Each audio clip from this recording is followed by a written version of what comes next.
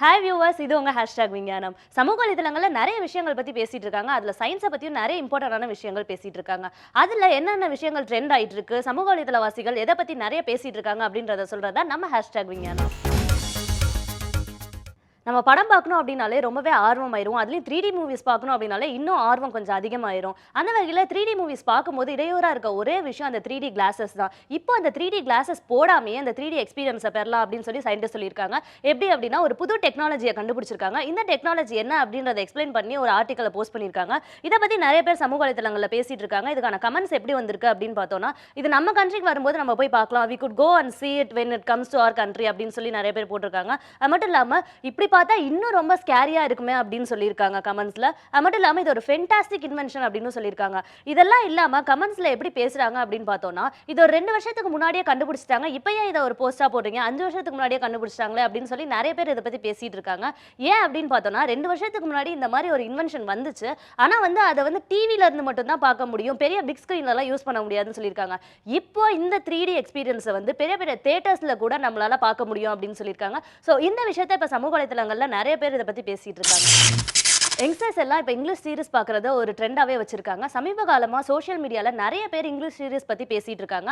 அந்த வகையில் சயின்டிஸ்ட்டும் இப்போ இந்த சீரிஸ்லலாம் ஆர்வம் காட்டுற மாதிரி புதுசாக கண்டுபிடிச்சிருக்க ஒரு டிராகன் ஆண்ட்ன்ற ஸ்பீசிஸ்க்கு கேம் ஆஃப் த்ரோன்ஸ்ன்ற சீரிஸில் இருக்க கதாபாத்திரத்தோட பேரை வச்சிருக்காங்க. இந்த டிராகன் ஆண்ட் எப்படி இருக்கும் அப்படின்னு பார்த்தோம்னா, அதோட முதுகில் நிறைய மசில்ஸ் இருக்கும் அப்படின்னு சொல்லியிருக்காங்க. இது எப்படி கண்டுபிடிச்சாங்க அப்படின்னு பார்த்தோம்னா, அந்த ஆண்ட்டுக்கு ஒரு எக்ஸ்ரே எடுத்து அதுக்கப்புறமா தான் அதுக்கு அது மசில்ஸ் அப்படின்னு சொல்லியிருக்காங்க. அதோட ஹெட்டை தாங்கிறதுக்காக இந்த மசில்ஸ் இருக்கு அப்படின்னு சயின்டிஸ்ட் சொல்லியிருக்காங்க. ஸோ இப்போ இந்த ஆண்ட்டுக்கு கேம் ஆஃப் த்ரோன்ஸ் சீரிஸ்ல இருக்க டிராகனோட 2 பேரை வச்சிருக்கிறத நிறைய பேர் சமூக வலைத்தளங்கள்ல பெரிய விஷயமா பேசிட்டு இருக்காங்க. அது மட்டும் இல்லாம இதை நிறைய பேர் லைக் பண்றாங்க. இந்த போட்டோஸை நிறைய பேர் ஷேரும் பண்ணிட்டு இருக்காங்க.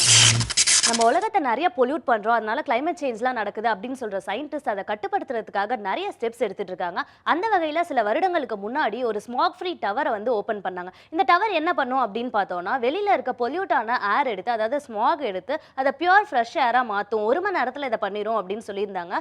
இப்போ இந்த டவருக்கு ஒரு புது ஃபீச்சர் ஆட் பண்ணியிருக்காங்க. என்ன அப்படின்னு பார்த்தோம்னா, வெளியில இருக்க இந்த பொல்யூட்டான ஏர் ஸ்மாக் எல்லாத்தையும் அப்சர்வ் பண்ணி இது பியூர் ஏரா மாத்துறது மட்டும் இல்லாம அதை கார்பன் டை ஆக்சைடு அது எல்லாத்தையும் சேர்த்து ஒரு புது ஜுவல்லரியை உருவாக்கும் அப்படின்னு சொல்லியிருக்காங்க. இது நம்ம போட்டுக்கக்கூடிய நகைகளா உருவாக்குறதுனால இதை பத்தி நிறைய பேர் சமூக வலைதளங்கள்ல பேசிட்டு இருக்காங்க. இதுக்கான கமெண்ட்ஸ் எப்படி வந்திருக்கு அப்படின்னு பார்த்தோம்னா, இதை நம்ம டெல்லி இந்தியால கூட இன்ஸ்டால் பண்ணலாம் அப்படின்னு சொல்லி நிறைய பேர் கமெண்ட் பண்ணியிருக்காங்க. அது மட்டும் இல்லாம இது எப்படி உருவாகுது அப்படின்னு சொல்லி அந்த கமெண்ட்ல போட்டிருக்காங்க. கார்பனை ஹை பிரஷர்ல வச்சு இதை சிந்தட்டிக் டைமண்ட்ஸா மாத்துவாங்க அப்படின்னு சொல்லியிருக்காங்க.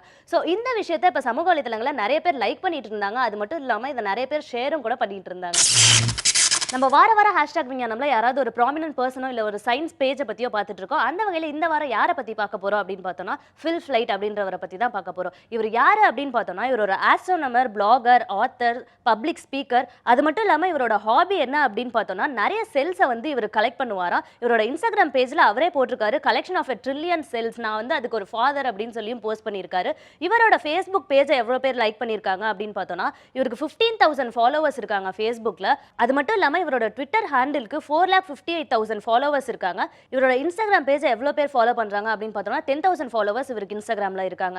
இவர் சமூக வலைதளங்களில் நிறைய விஷயங்களை போஸ்ட் பண்ணுறாரு. அது மட்டும் இல்லாமல் இவர் போஸ்ட் பண்ணுற சில விஷயங்கள் ட்ரெண்டும் கூட ஆயிட்டு இருக்கு அப்பப்போ சமூக வலைதளங்களில்.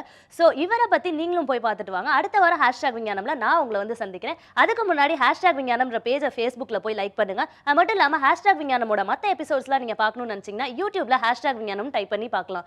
ஸோ அடுத்த வாரம் நான் உங்களை சந்திக்கிறேன். Thank you.